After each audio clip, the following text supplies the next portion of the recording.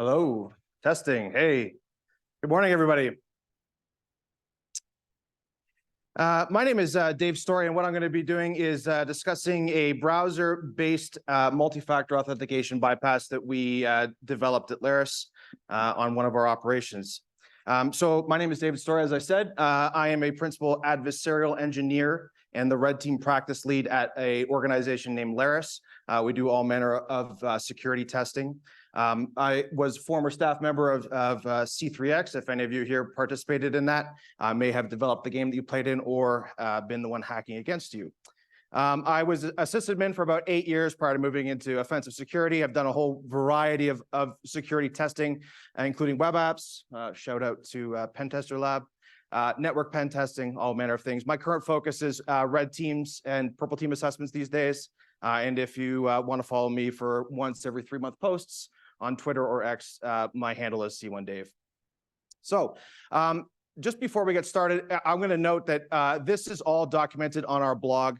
As far as if you wanted to see like the post requests and all that fun technical stuff, it's all documented on our blog at labs.laris.com. Today, what I wanted to do is walk through the process of how we developed this bypass.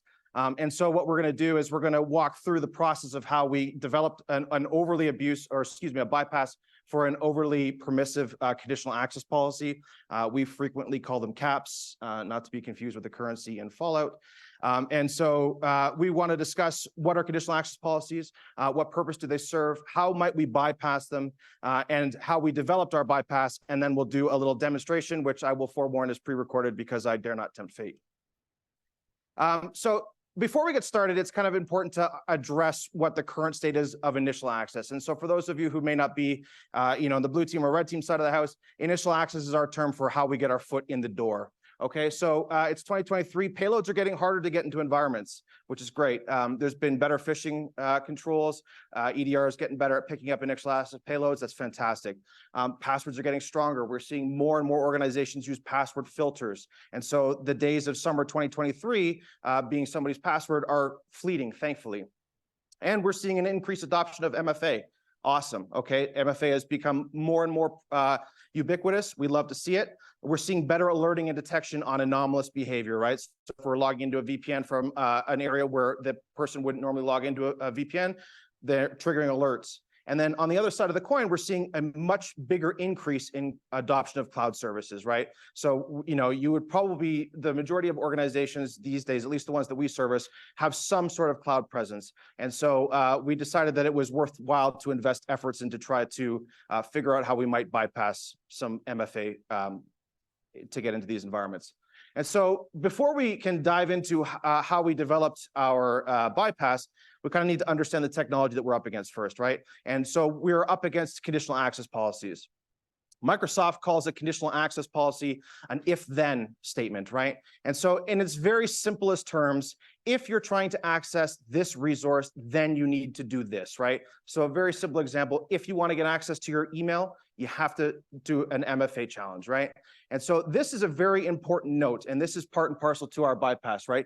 Conditional access policies are enforced after the first factor of authentication, okay? Once you have your authentication material, conditional access policies do not apply, right? That's important. And so conditional access policies will evaluate a variety of signals, right? And this is Microsoft's terminology for like telemetry. And there are a whole whack of signals that can be done. There's a talk in the afternoon by Don, and he's going to be walking through conditional access policies probably in much more detail than I ever could, especially in how they relate to, using it in a defensive standpoint. But, some signals that might be evaluated for the purposes of this talk are source IPs, the group that the person is a part of who you're trying to access, the device that's trying to access it, the application, and then there's kind of quote unquote risky behavior, right? And so what we have in the screenshot here is an example of a conditional access policy. Microsoft gives you a whole bunch of pre-canned ones to pick from. They're fantastic. But what we've done is, if you notice, we've unchecked the mobile apps and desktop clients, right? So all the other 3 applications are going to require MFA except for the one. And so this is one thing that we see is that people slap in MFA, they go to it in their web browser, they get prompted for their MFA token, job's a good one, and on with their day. That's not necessarily always the case. There are a variety of ways to authenticate to Microsoft Azure. And so they're frequently relied upon to control access to resources, as I had just mentioned. And so they're really intended to strike a balance between accessibility and security in the cloud, right? All your cloud resources are kind of out there. They're behind login.microsoftonline.com, and there needs to be some mechanism to control how it is that you're going to access that.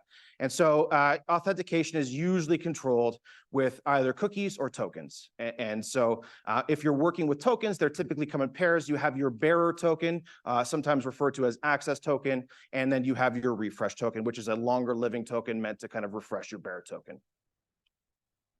And so applications and resources are another important concept with CAPS. And so a resource is what it is in Azure that you are trying to access, right? So you could be trying to access Microsoft Graph. We could be trying to access Microsoft 365, Exchange Online, the Azure Services Management API, et cetera. If you have done any manner of pen testing or maybe on the defensive side, I'm sure you know about Microsoft Graph, heavily abused by red teams for a long time. If we can get a bearer token to your Graph API, we can dump your Azure tenant with Azure Hound.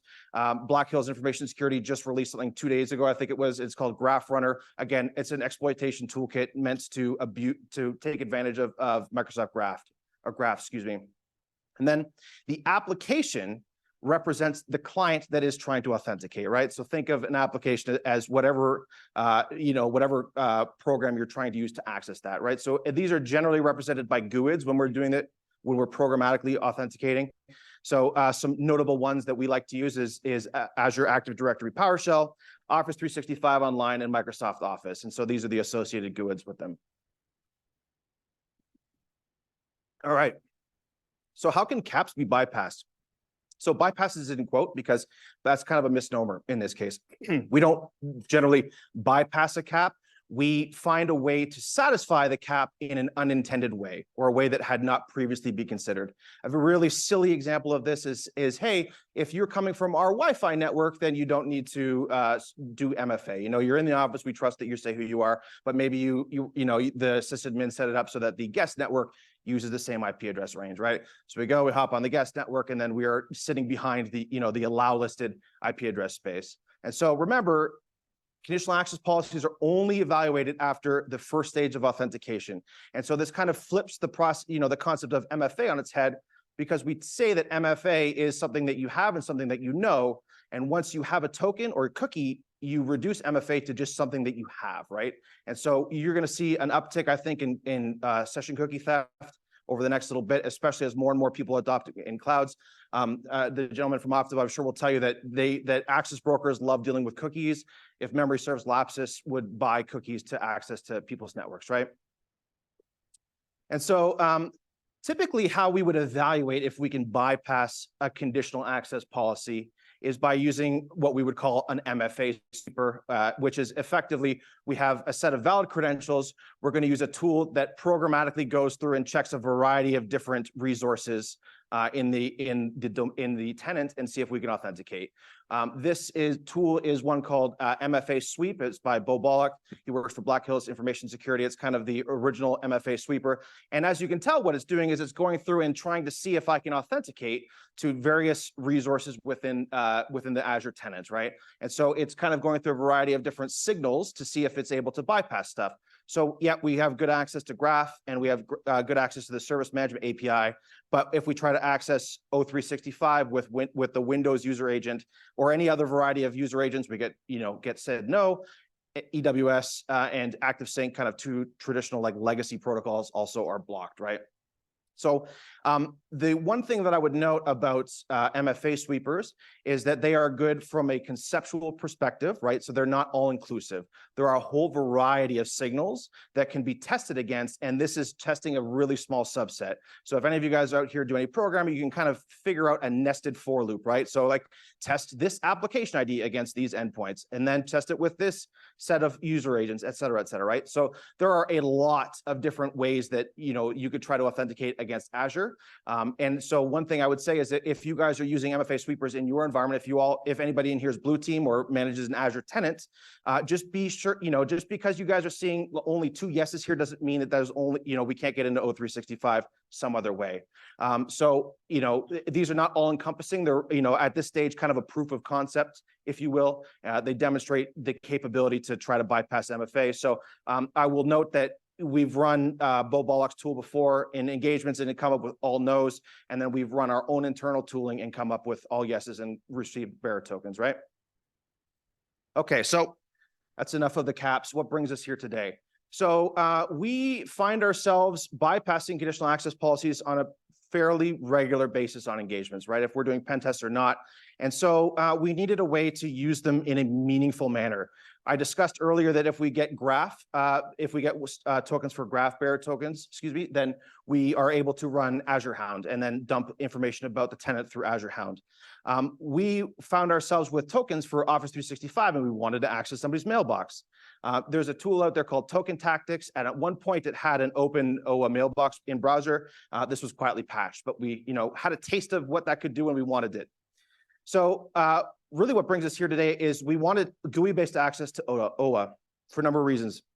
Quick and easy search.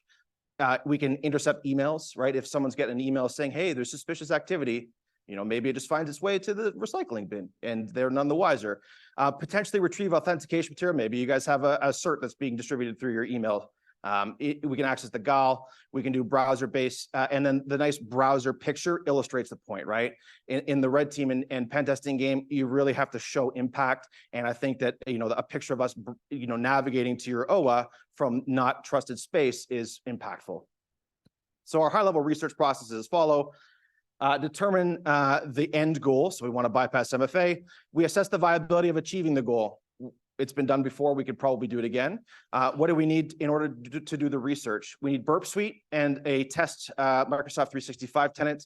If anybody in here doesn't know, Microsoft will just give you a free E5 tenant for you to play around on. Look into it. It's awesome. 25 users, costs nothing. So if you guys are into cloud hacking, give it a look. And then, really what we're going to focus on is what's the primary driver for research? And that is we want to get into OA. So here's our 5-step process. I'm going to gloss through this because I'm conscious of time. And so first off, we need to identify the endpoint. What is it that controls access to OWA when we access it in a web browser? In our case, it's a cookie, and it's known as the OpenID Connect token cookie. The way that we found this is easy. Open up Burp, do a legitimate authentication, go all the way through from putting in your creds to the endpoint and getting the OWA browser, and then just start deleting cookies in the final one and see which one prevents you from getting access to your mailbox, right? It's not particularly sophisticated, but it worked. And so step 2, what's the viability of authenticating with tokens instead of a username and password, or converting tokens into a cookie? And so when we do this, when we stepped through it, we saw that there were things that looked like they were tokens returned from Microsoft when we entered username and password, specifically stuff that resembled a bearer token, which starts with the EYJ, and then the refresh tokens, which starts with 0.A. And so we, in our mind, we're good to keep proceeding. And so we keep researching. And so the next step is we need to identify only the steps that are required for authentication. This part sucks. There's no sugarcoating it. It's very repetitious. You start with your full process of going from start to finish, start deleting requests and see which ones are required. And when we do that, we see that there are now 3 important API or web requests to get to a user's mailbox. We have post or 2 post requests and a get. Again, all this stuff is detailed in detail on our blog. If you were interested in seeing what the post requests look like, go take a look there. We wanted to highlight the process as far as the research was concerned. Step 4 is refine the process, okay? So let's make it as succinct as possible, and we only want to pass as many cookies as is absolutely necessary. And so this is what it looks like at the end of the day. We've got a refresh token and our bearer token, and they go into code and ID token post parameters respectively. If we get a successful request, we are then issued an OpenID code v1 cookie and an OpenID code token cookie. And then those two combine to reach our end goal cookie, which is the OpenID Connect cookie. So at this point, we know we 100% have a bypass working. We've refined it. And so now, we're ready to use it in operations. And then the fifth step is to automate the process to make it as accessible to everybody on your team who didn't have as much time to research it as we did, right? And so when doing that, you want to consider the language. We chose Python because it handles web requests well. It does cookie parsing really well. It handles JSON well, and it's high level and really portable. So here is the aforementioned demonstration. And so we're going to try to log into outlook.office.com through our test tenant using our Alex W. So we try to log in, and we are stymied with the MFA prompt. What we'll do is we'll go to Python and open our, the youngsters are making me call this no cap kit at our work. But for this purpose, we're calling it cap kit. Okay, and so we get our authentication token. So what's happened here is the Python has done all of the automated everything that we just discussed. We're going to put in the value for it. We have it kind of pre-baked in. We set the cookie, and we are now able to get into the email. Yeah, this one has had audible gasps on readout calls before, and it's like many organizations will consider OWA to be a crown jewel or email to be a crown jewel. And so it's important, the reason we wanted to do this talk was to just drive home the importance of making sure that your conditional access policies are as strict as they possibly could be, right? So let's talk about defending this attack, because that's really why we're here. Anytime we're able to get a token for Outlook.Office 365 or Outlook.Office.com, we have mailbox access, okay? As best we know, this is not patchable, so Microsoft is not going to come swoop in and save us. We are just simply taking valid authentication material and converting it to a different authentication material, so tokens to cookies. And so what we really need to do is make your conditional access policies as restrictive as possible, right? It's easy for us security people to say that, but the reality is that the business is the business, and sometimes the moneymaker loves an old school client that uses ActiveSync or something silly like that. And so audit your policies to make sure there are no unintended ways to bypass it. This is what it looks like in the audit logs. And so this is token tactics. So we see the application is Microsoft Outlook. This is the token tactics default. That can change. The resources, Office 365. And so really, if you are expecting MFA and you're seeing any single factor authentication successes in your logs, something's been bypassed here, right? So that's cause for concern. You're going to want to dig into that one a little deeper. And so thanks to acknowledgement, again, BSides Toronto, all these people volunteer their time to put on a conference for us. Thank you guys, because without them, we wouldn't be here today. So thank you all. Bo Bullock of MFA Sweeper, Steve Borosh and Bobby Cook for Token Tactics, and then the Laris team, Andy Gill, Louis, Brennan, Ben, and Lee. So anyways, I don't want to gloss over, but thank you all to the BSides Toronto team. Without you guys, we wouldn't be here.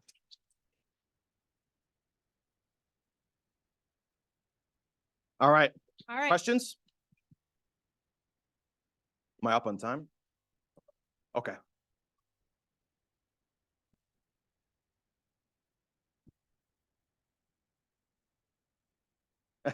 You can customize them too. That's the nice thing about if you're looking at security logs, you can kind of customize the fields that you have. I've removed a couple to try to make it as for brevity.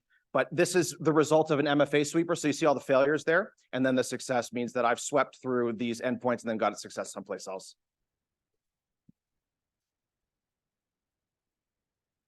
I would think not, and that would certainly be something that you would want to look into. I mean, I don't do the blue team thing, so I can't speak to it at scale, but I would suspect it's probably pretty rare, especially for a variety of different resources, saying, hey, this person tried to access this resource and failed, this resource and failed, oh, but this one was successful, probably indicative of a MFA sweeper. Some of them are a little not OPSEC friendly, if you will, like they'll have user agents for Python and stuff. And so it's like, well, I mean, if Python's authenticating, that's probably something that you want to dig into a little bit. Yeah, that's still very prevalent.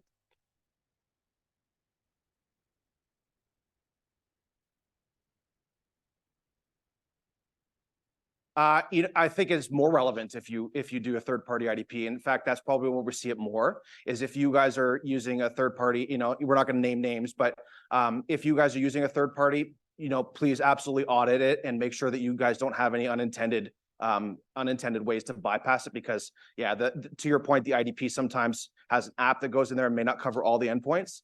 The Microsoft default conditional access policies are very good for what it's worth. But if you have a third-party IDP, I would certainly recommend looking into it. Done.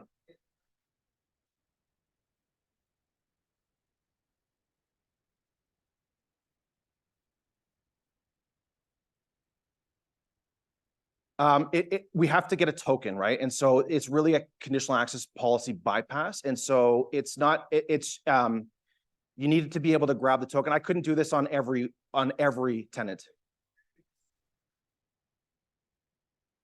Correct. Yeah. Or we have their password, right? Maybe we phish them and they put their creds into a cred harvesting page. Maybe we called them and said, "Hey, this is Jim from IT. We need you to log in here and do whatever," right? You would have to have, kind of the first set of credentials to continue, if that makes sense.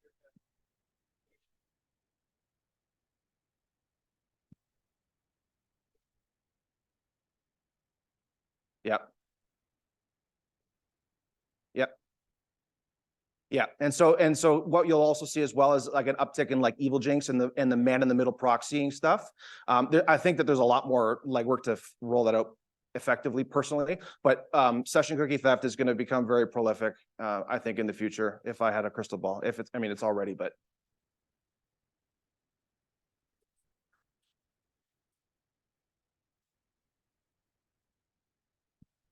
So generally not EWS. It's usually so we would have to get a token for what it scopes to. So it wouldn't be EWS. We would try to usually use an unintended app to authenticate against Office.365.com. So it's still the modern authentication protocol, but we're not doing it via the web because we're doing it programmatically, and usually we change the application ID from what it would expect, which is the web browser, to something like like Azure Active Directory PowerShell. That's when that becomes possible.